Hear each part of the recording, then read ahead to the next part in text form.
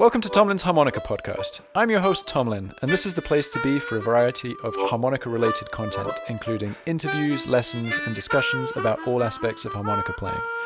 This podcast is brought to you by the Tomlin Harmonica School, where I provide a step-by-step curriculum for beginners to advanced intermediate players, as well as personalized feedback and all the resources you need to get better at blues harmonica. Go to tomlinharmonicaschool.com to get your first month for $1 using the promo code PODCAST. Today's guest is a well-known harmonica player and teacher on YouTube. He works hard to teach harmonica in a fun and creative way. In his own words, he teaches with a touch of the absurd. His name is Benjamin Tremblay Carpentier, but you might know him better as Harmonica Vaudeville. How are you doing today, Benjamin? I'm doing great, man. I'm with you. It's almost sunny here. No snow yet, and life is good. Very cool. So for people who don't know where you're from, will you tell us where you are? Well, where I am right now, I'm in Montreal, Quebec, Canada. But where I'm from a small town called Val d'Or. Val d'Or would be how I say it in normal. But it's about 8 hours northwest of Montreal. So it's really deep in the wood with about 3 hours of forest before you hit my town. Wow, that's like right in the wilderness. Yeah, well, I mean, for people who never went to the province of Quebec or in Canada, it's such a big country that when you're born in it, you don't realize it. But when you go in France and Belgium and you say, okay, so you can change country in car in about 3 hours and you're in the next country. I mean, I'm not even to my half of the way to see my parents. So that's a real haha moment. Yeah, you would definitely. say. Yeah, we did our honeymoon in kind of the northeast corner of United States, but we started in Montreal and absolutely loved it. We're definitely going to be coming back, but we want to do more of Canada. It's like, here's just a tiny little bit, and there's so much more. Yeah, well, it's funny because you should have told me. Oh, no, okay, honeymoon, forget it. Stay with your love. But when people come in Montreal and from another country, they're always like, okay, I want to do this, see the whales, see a bear, go in the deep forest and go there and there. You're like, dude, you want to go through like 12 country in 5 days? That won't happen. No, I mean, we spent 5 days in Montreal and that wasn't enough. No, of course. Montreal is such a creative, artistic, and all other interests. But for me, I mean, I want to see show, I want to jam, I want to meet people from all around the world. And Montreal is really a nice place. Right now, it's a bit less, there's a lot less show, I mean. Bar close and everything, but still I play like tomorrow. I'm gonna play with people. It's like a meeting about traditional Quebec musician and dancer and flamenco dancer and musician, and we kind of blend the two style together to see what could go out of this meeting. Oh, that's cool. I was gonna ask you how it's been over the last, what is it, 6-7 months? Have the venues just been completely closed all the way through? Have you gigged at all? Well, it's a roller coaster. So it's like, okay, nothing's going to happen outside of my studio. So I'm more in doing lesson, building new course or finding new way to jam, because I really need to jam, man. It's overall improvisation. To improvise is something that make me feel really good, and then kind of put all the stress, all the thing that I need to do, I need to master. I don't care. I just improvise and say what I feel with music. So I work on new idea to kind of get my student to improvise with me and jam. Just totally give a concept, and we jam for 1 hour, and there's people from all over the world who are jamming together for sometimes the first time, or so that's kind of keep me going in one way. But yeah, I did some gigs, some festival with all the respect of the distanciation. It's a Distancing. word in English, right? Distancing. Distancing. Oh Yeah. yeah. Okay. So with all the respect of the distancing and people who are great, and it was really fun to finish the first song and hear. Oh yeah, that sound. I totally forgot it when you stopped to play, and people say, "Yeah, good job. We like it. We're gonna send you love because you just gave us some." And it's such a great honor and fun, and to be with other musicians and playing. It's Yeah. yeah. I play a lot with my instrument alone. I really think that there's going to be a lot of one-man band are going to come the next year just because of all of this. And I play with other people, practicing with all the reality that we need. I try to practice with Zoom. Sorry, man, that won't happen again. I can jam with people, but working and try to place beat on the good beat, that no. Yeah, that's it. I've had so many students over lockdown saying, "Oh yeah, we should totally play together." And how do you make it work? And I've tried Zoom. I've tried proper software for jamming with music. I can't remember what it's called, but there's this software that's supposed to enable a whole band to play together, and it could be 5 milliseconds out. It's too far.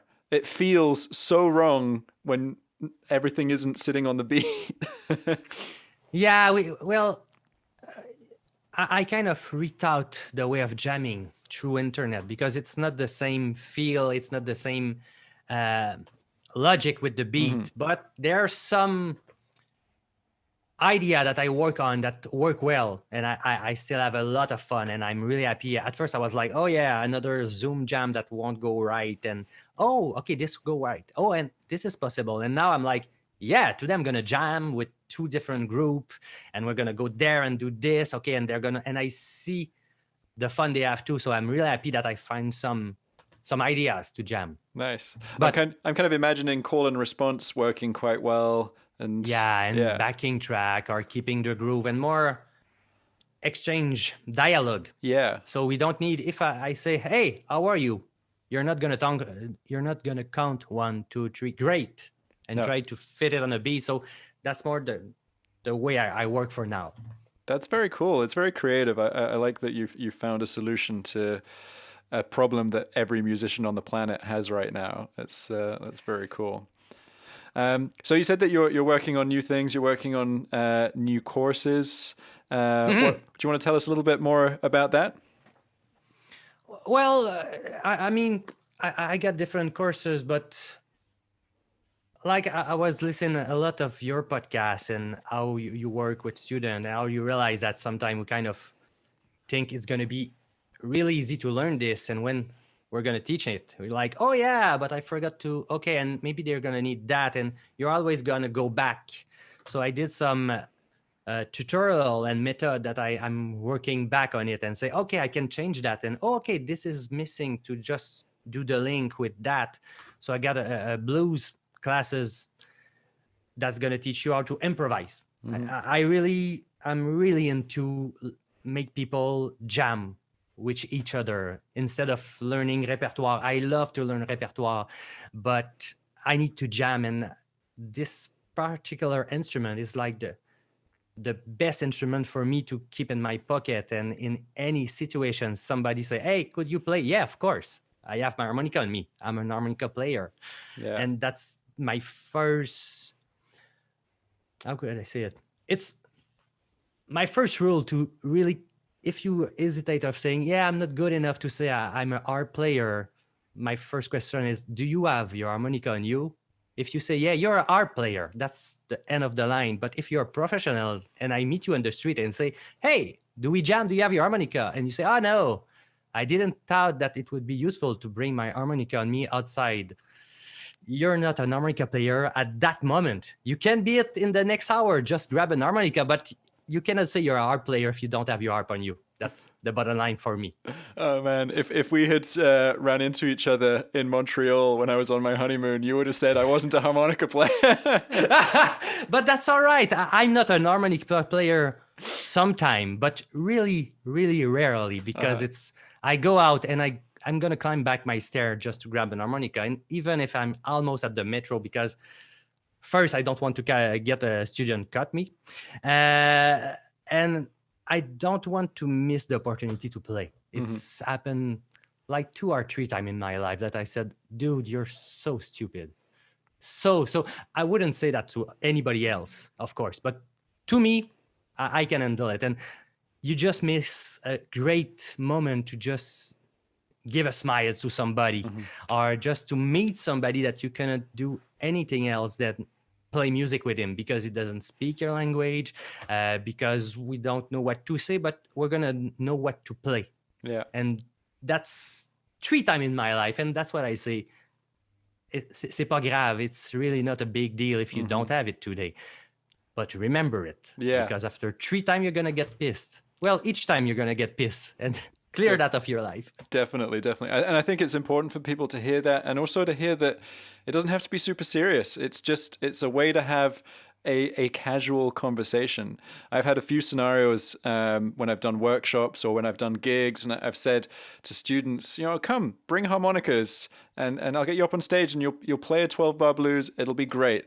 And they arrive, they see the band, and my band are amazing. Like I'm like, they are such great musicians, which I think is a really good thing for a student to get up on stage and play with the best musicians they can find. But often students will say, oh yeah, so I didn't bring my harmonicas. And I'm like, nah, I know you brought your harmonicas. Of course they have it in their pocket. And I think it's important to, I know it's scary sometimes, but it's important to take every possible opportunity to play, especially with people who are really good. They're not there to make you feel bad about yourself. They're there to help you, learn something and express yourself and have a conversation. And back you up. They're the best people. It's what I say. If you have a chance to play with a professional, go for it, dude. Even if you do a mistake, he's going to catch you up and do the chord that's going to feel that you were really a genius at that moment. Instead of doing a mistake, it was, oh, wow, a flat 5 or a sharp 11 or anything, that they're going to catch up to you because they're professional. Yeah. And that's the best way to feel a good musician, is to play with people that's going to back you up greatly. Sometimes I hear, oh yeah, like in the guitar when I was a young guy, people were saying, oh yeah, I'm more a lead guitarist. The other guitarist is less good than me, so I'm going to put it on the comping. Dude, what? So you build wall on a guy who cannot really keep the beat, and you have the ambitions to do something really great. Everything's going to fall. You need to have great musicians to back you up when it's possible. And if not, that's great. They're going to learn with you. So any musician is always nice to play. Definitely. Always take the opportunity. And carry on. In Montreal, we have not an evening, but how could I say it? It's once a month. We call it Harmonica a Cappella in 3 words. And it's been there till, I think, 2010. When I came in Montreal, my friend kind of start this night once a month, and there's an open mic exclusively for harmonica player of all style that need to play in general alone. And then there's a band with an harmonica player and his project. So it's an harmonica night, an harmonica festival once a month from 2010 till today. And it's really great because we saw so much variety, so much diversity in the playing, because in Montreal we have traditional Québécois, traditional Irish music, blues, jazz, beatbox.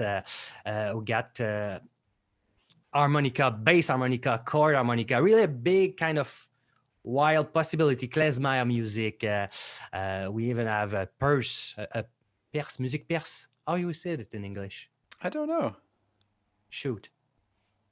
What style is it? Like, give me some.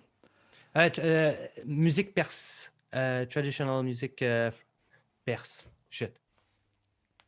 I'm gonna ask my friend and come you back with that.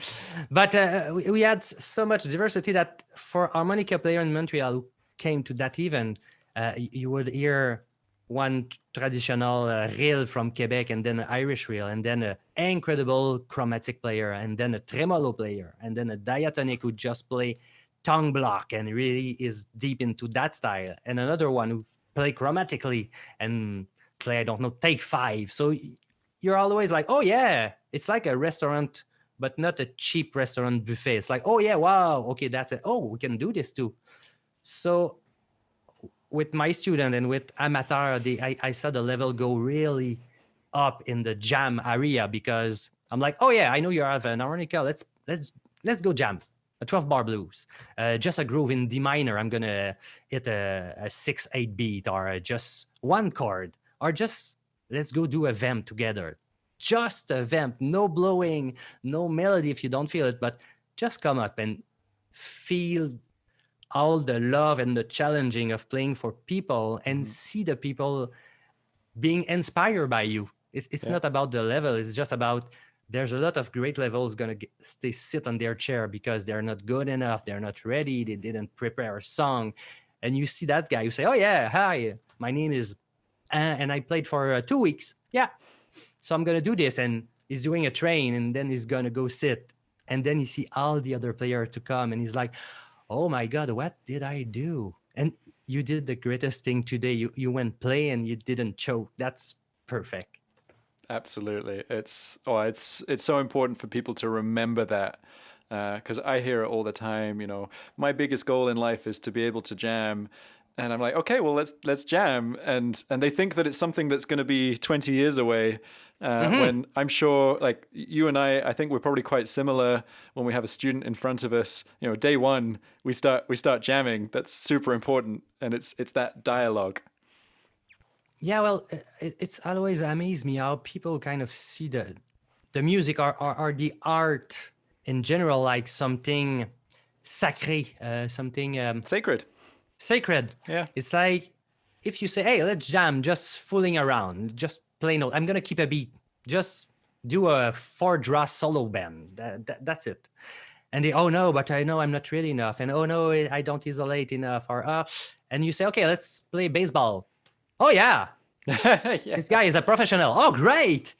Why anybody are stressed or of playing sport with professionals in general? They're like, yeah, I'm going to play soccer. I'm going to play hockey. And nobody's going to choke in general. But when you say, let's jam, you see the eyes getting bigger and like, oh my God, what did I do? Oh no, I shouldn't. I doesn't deserve to play with you. Yeah. Dude, we're just chatting. It's just, instead of word, it's notes, it's sound, it's expression in another way, and that's perfect. And you have something really interesting to say that I want to hear. Definitely. Okay, let's go in a slightly different direction. I want to go back in time. I want to get the origin story. So do you come from a musical family? Not at all, man. When I was young, my mother bought me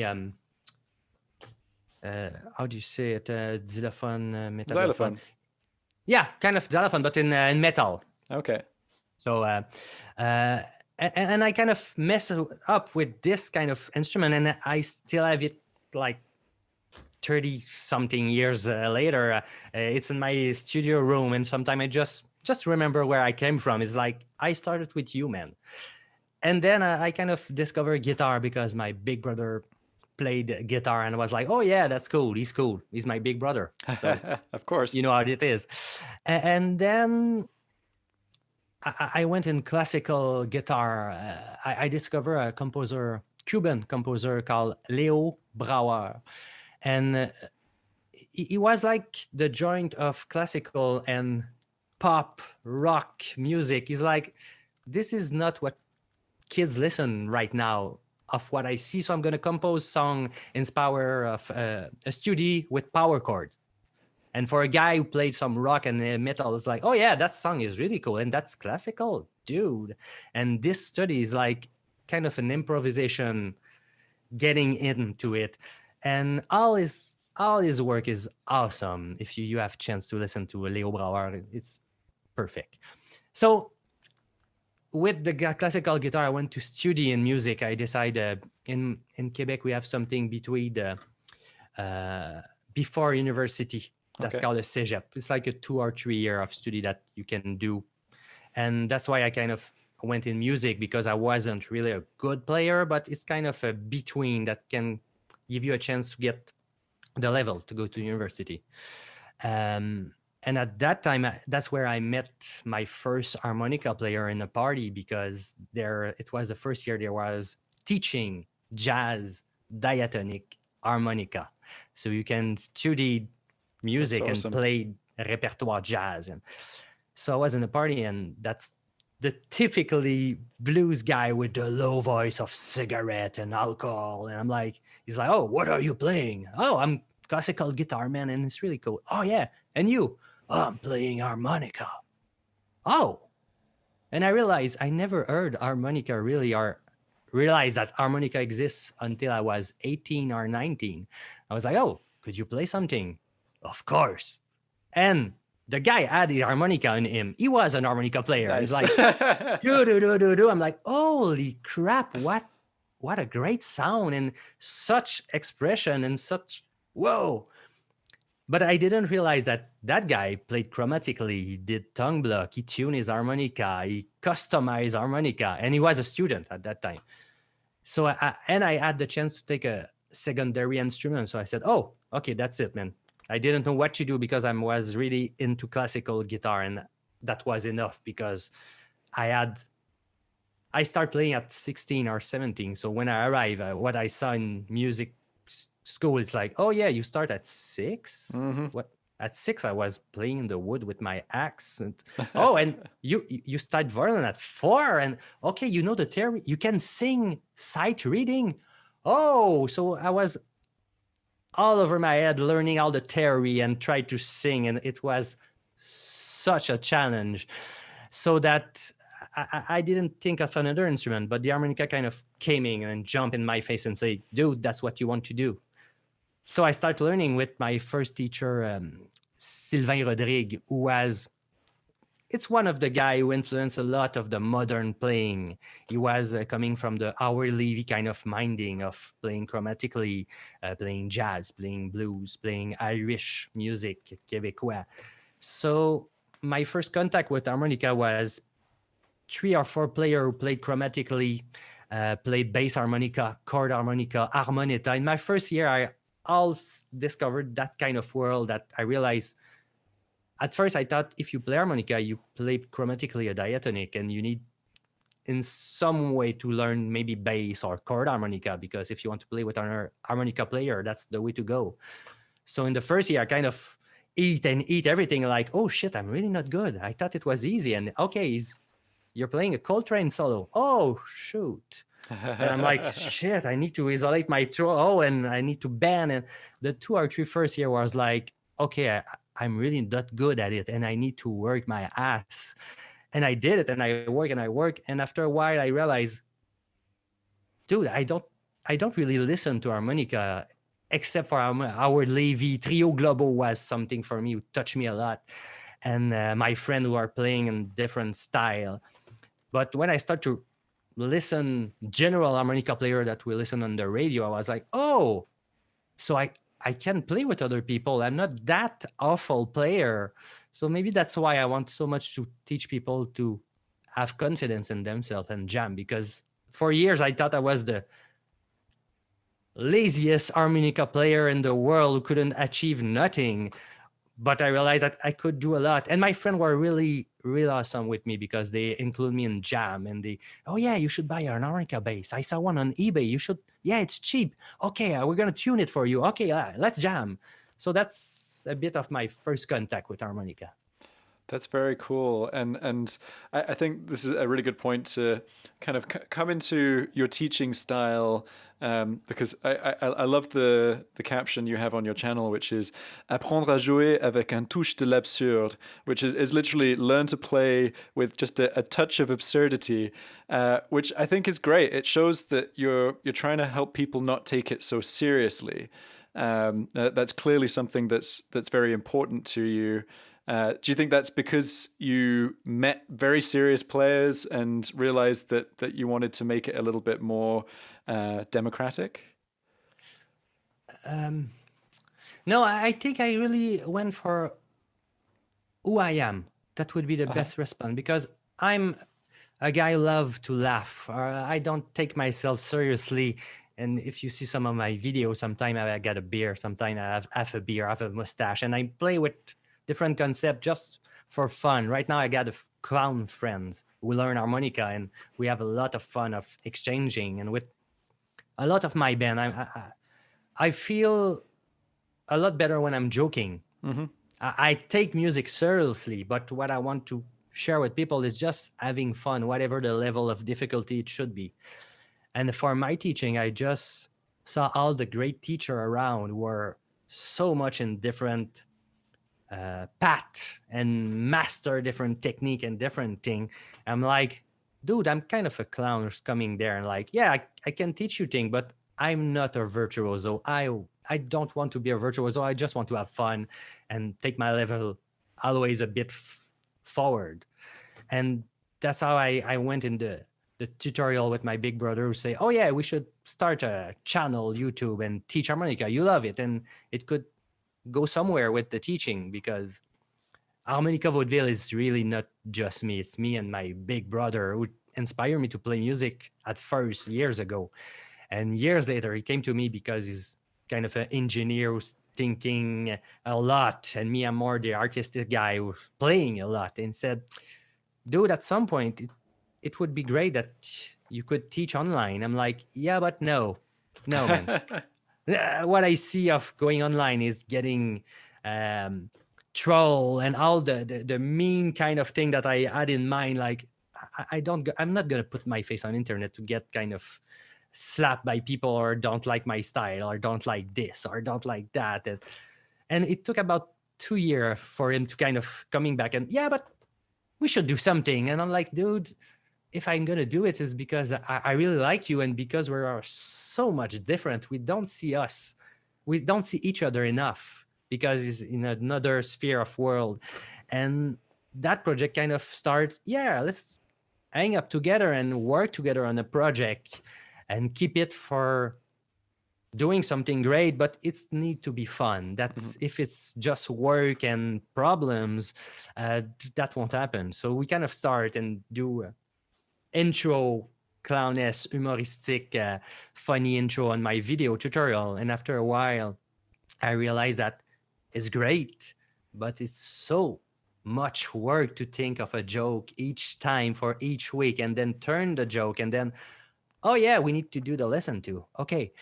And then you put the video on and you say, maybe if I don't put so much work on my joke at first, I could just teach more and less do work because I'm sure, and I know you realize it and you know it.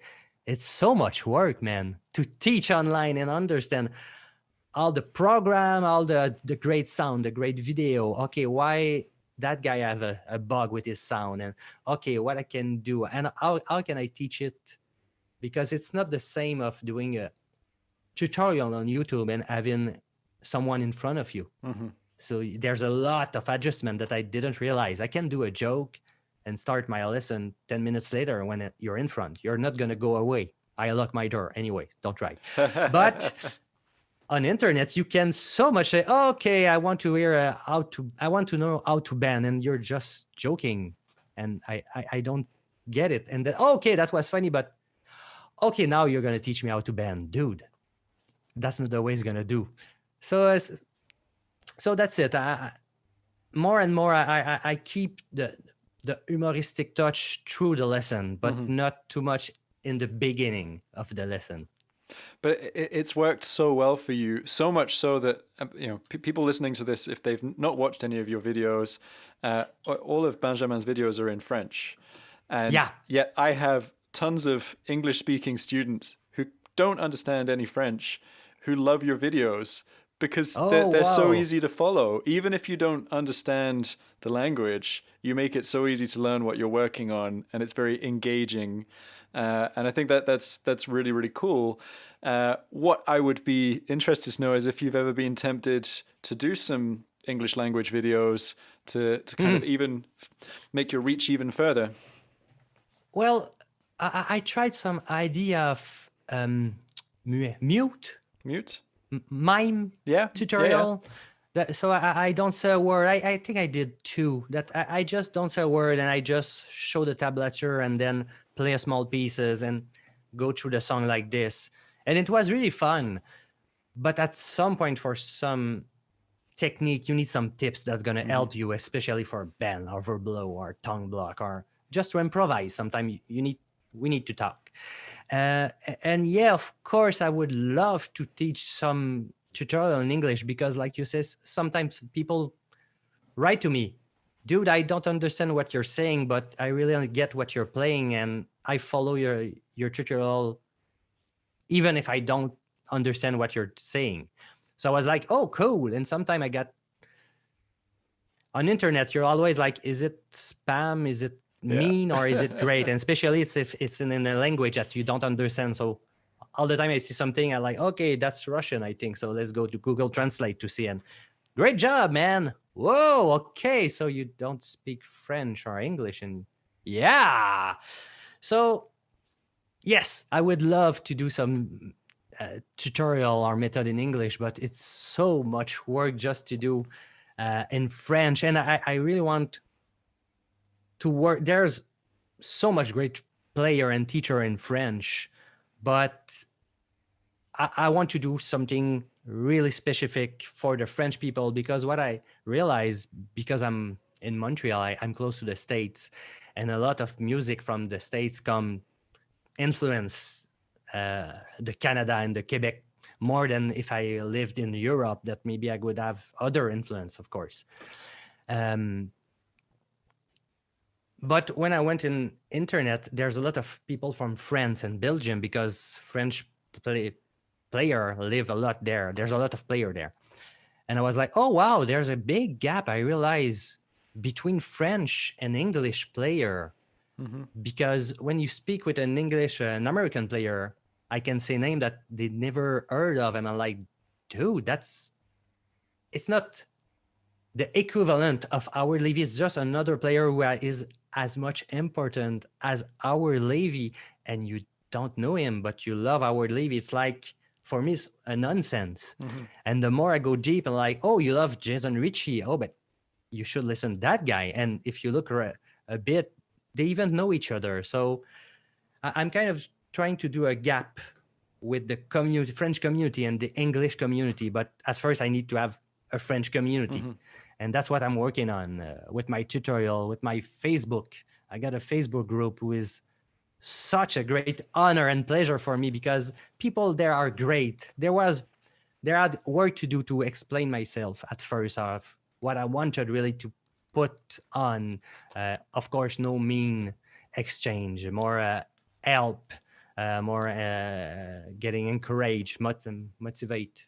Motivation, Motivation from other people of all level.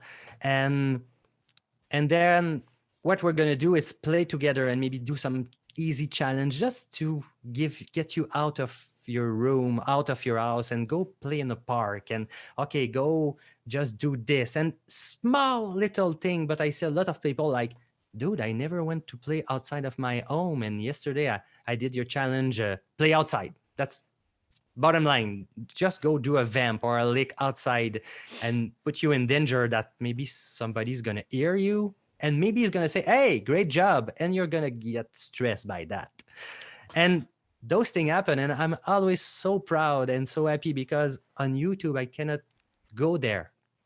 I don't see people. They can write, but in that group I'm like, I see them play. It's not me, it's them play, learn, exchange. And sometimes like, we had a vaudeville meeting in France, in Paris, and there were like 10, and they went to the Major Pigalle, one of the last musician store who is specialized in harmonica in Paris. And then they went to see a jam, and they went to that place, l'Utopia, who is a really special place where Gigi Milteau and kind of worked to do a harmonica community in France. And then Greg Slapp went there to teach and everything. So there's a life other than just play at your house that I kind of try to stimulate. But yeah, I will link up your Facebook group because it is a fantastic resource.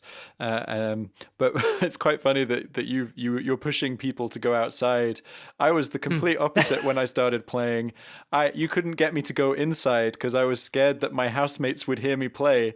So I used to go and sit on the roof so that no one would hear me. Yeah, I mean, I understand because we're the more we get older, the less we accept to be bad, Yeah. to be not productive, or we kind of get some ease in some specific field, and we get used of being good in something. So that's why we stop going in other places and start again to being bad and need to work a bit and have all the discovery. But it's so much fun to be bad and work on that. Mm-hmm. For years, each year I learn a new instrument just to go back in the, oh yeah, I play like shit, I don't understand, I'm not good, oh yeah, my finger don't respond, oh I cannot play this, even a sound, that instrument won't allow me to play a sound because I need to work. And each time I kind of get some victory, I'm like, oh yeah, one note today, whoa, after 1 month I can play one note, wow. And then when you play your song, the feeling is so fun. Yeah. Such a so yeah. I think that's a really big deal with adult learners. It's getting them kind of comfortable going back to being a child and just experimenting and playing rather than having to get it right. Because I think, society tells us that we have to get everything right and you can't make mistakes and that's bad. But actually that's how you learn. You make mistakes as much as possible, and every mistake is a way to learn something. Yeah, and in some points, society kind of lies to us because there's a big trick. Everybody's gonna tell you, you're gonna learn from your mistake. It's good, man, to do mistake. You're gonna learn from them. But the first mistake you do is like, oh, you're gonna lose some point. Oh, you're gonna fail that exam. Oh, you're gonna go out of the class because you did a mistake. Oh, you're gonna get kicked out of your job because you did a mistake. But it's great to do mistake. Do mistake. And people kind of like, no more mistake. And you're like, in music, that's the best way to do mistake. And especially for improvisation, there's no mistake. Mm-hmm. There's just no mistake possible. You need to work hard to do a mistake, because if something sounds weird, just get the hole on the right or the hole on the left, or just draw instead of blowing, and oh, surprise, the mistake is gone. Mm-hmm. And because it's not recorded, you don't give a crap. That's such a great feeling to play anything, and sometimes magic happens and you're like, I cannot do it again, and that's perfect. But if there's a mistake, that's perfect. I'm not sure I can do it again, and that's perfect too. So that's the big difference of giving you the chance to do mistake. And in music, for me, it's really important. But you're right. The more we grow, the more we kind of get in our mind that we shouldn't do mistake, and it's dangerous, and what people are going to think about you, and oh my God. And yeah, it's fun to do mistake. Definitely. Well, Benjamin, this has been an absolute pleasure. Thank you so much for agreeing to do this with me. I've had a lot of fun. One thing that I'll say for people listening, Benjamin mentioned a bunch of interesting players and the Facebook group and also his channel and things. So I'll be linking all of those things up in the show notes. So please go and check them out. Definitely go and check out the YouTube lessons. I think that'll get you really excited about checking out more of his stuff. One thing I wanted to ask you, because when I was kind of prepping for this, I found it quite hard to find exactly what your musical projects are. So do you want to tell us just briefly where we can listen to some of your playing as well? Yeah, of course. Well, I got different project that maybe Gaji Gajo would be the more album that I play all over the song. Sometimes it's chord harmonica, jaw harp, bass harmonica, diatonic, chromatic. So you're gonna have guitar. I go over different instrument, and it's one of my band who was so much fun to play with those people because all the musicians are great. So Gaji Gajo, kind of a mix of East European influence with other style because everybody has his background in that band. Then if you want to listen to P-O, accent circonflexe H, Okay. it's a harmonica duo, and we did some Friday groove each week for a while, so you can see different fun 15-second, 30-second groove. I got Tusk, Tousk, with a modern traditional influence band, a trio with a double bass violin who sing, and me with different instrument again. And if not, you can go see the project that I kind of participate. There's Maz, there's Ite. I kind of go everywhere. That's a problem and a great thing for me. I kind of love contemporary music. I love blues. I love jazz. I definitely love traditional Quebecois music because it's from where I live. And there's a big community around that. And then if you want to know more, just look at my thing or ask me. Send me something and I'm going to give you some link or anything. Very cool. Oh, well, I'll put all the contact details. Don't worry, I won't put your email address out there. So otherwise you'll get all the crazies. I'm only joking. We don't have crazy people listening to the podcast. No, of course not. Awesome. Well, thank you so much. This has been absolutely awesome, and hopefully we can hang out some more and maybe. Can in I person. say something before Yeah, we finish? Of course. Man, thank you so much for what you're doing. You work hard. You're a teacher who so much people love, and even in French, people talk about you in great, great pleasure and honor. You met up with other harmonica players that I love.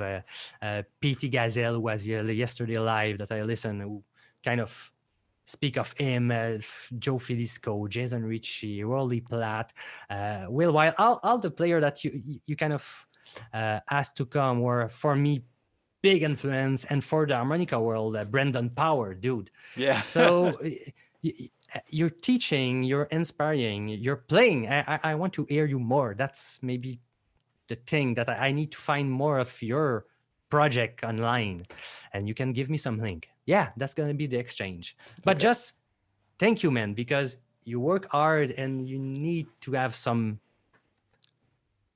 feedback of all the people who pass of you, and you're an important people for me and for a lot of people. Oh, wow. Well, thank you so much. I really appreciate that. That's very, very kind.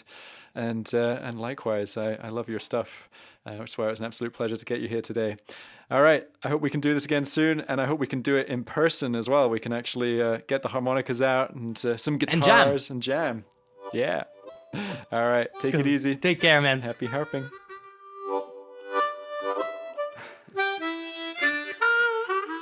Thank you so much for listening to this episode of my Harmonica podcast. Please don't forget to subscribe and leave a review on your podcast service of choice. And if you're ready to take your harmonica playing to the next level, then you should check out my online harmonica school over at tomlinharmonicaschool.com. Happy harping!